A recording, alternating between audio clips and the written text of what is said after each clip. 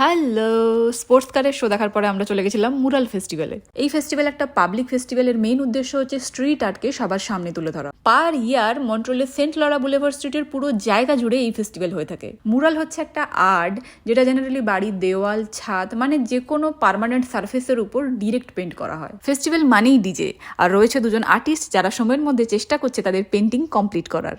হাঁটতে হাঁটতে কিছু ইন্ডিয়ান স্টলে দেখলাম বিক্রি হচ্ছিল ফুচকা, রাইস, বাটার পনির, ভেজ পকোড়া, সামোসা, আরো কত কি। খাওয়ার দোকানের সাথে সাথে ছিল মেয়েদের জুয়েলারি, টুপি, ব্যাগ, সানগ্লাস, আরো কত কিছু স্টল। সব মিলিয়ে একটা জমজমাট মেলা। এই রাস্তার অলমোস্ট প্রত্যেকটা বাড়ির দেওয়ালে রয়েছে অসাধারণ সব মোরাল চিত্র।